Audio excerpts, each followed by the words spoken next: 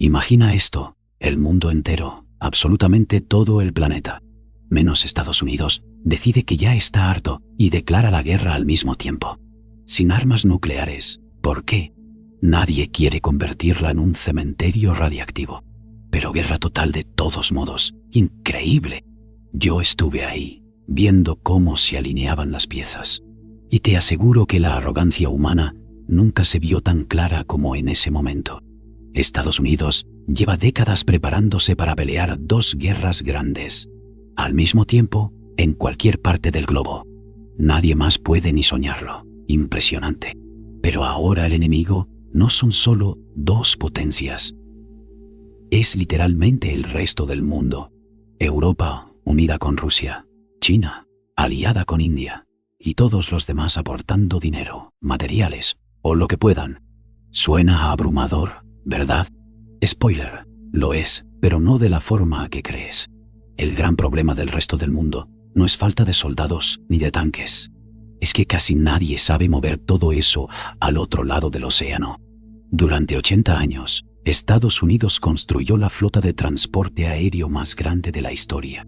Y también la flota naval más impresionante jamás vista, sin comparación. Cientos de barcos y aviones, capaces de llevar ejércitos enteros a cualquier continente. El resto de países juntos ni siquiera se acercan. Sus ejércitos están diseñados para defender su propia casa o pelear con el vecino, no para cruzar océanos en masa. Así que cuando estalla la guerra, después de semanas de tensión creciente, Estados Unidos hace lo lógico, retira sus tropas de Europa y de bases lejanas en el Pacífico, las concentra en casa y en Oriente Medio. Y ahí empieza el verdadero golpe. Oriente Medio. El 81% de las reservas de petróleo del mundo están en países de la OPEP. ¿Puedes imaginarlo?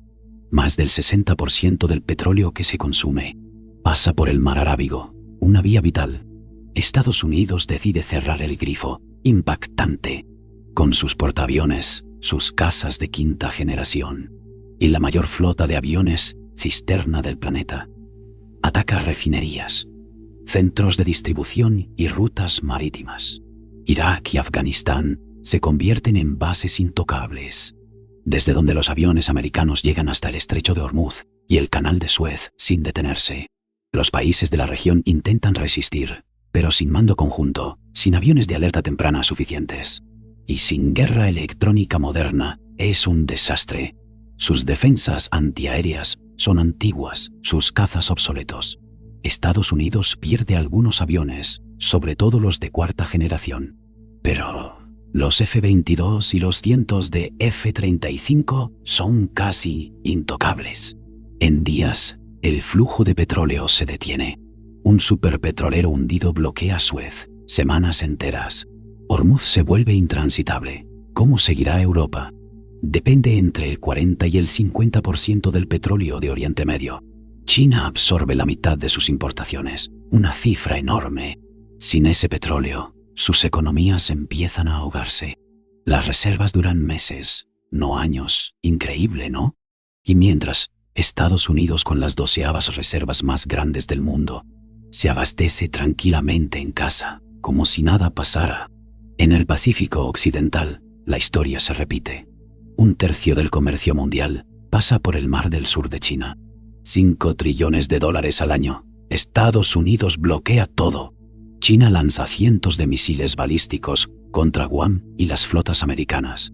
Consigue daños serios. Guam queda fuera de combate temporalmente. Pero la cadena de detección china depende de satélites que Estados Unidos empieza a cazar uno a uno.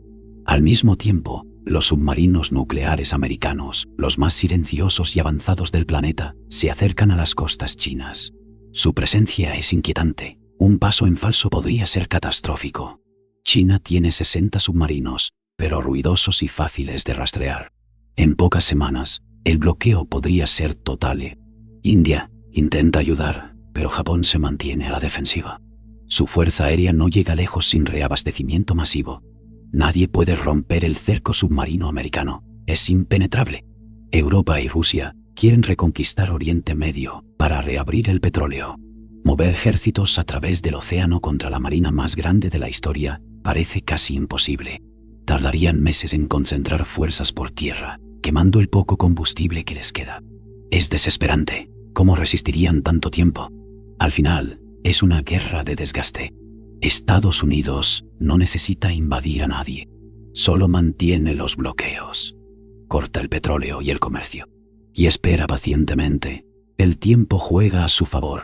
El mundo se queda sin combustible. Las fábricas paran. Las economías colapsan. ¡Qué caos! Estados Unidos sufre también, claro, pero sobrevive. El resto no. Y ahí está la ironía más amarga. La potencia que parecía más vulnerable por estar sola termina ganando porque nadie más estaba preparado para pelear lejos de casa. ¡Increíble! La arrogancia no fue declarar la guerra al más fuerte. Fue creer que se podía ganar sin haber construido nunca la máquina para llevarla hasta su puerta. Increíble. Todo este escenario nos deja una lección brutal sobre planificación y logística, y cómo la preparación estratégica puede cambiar completamente el resultado, incluso cuando parece que el mundo entero se une contra ti.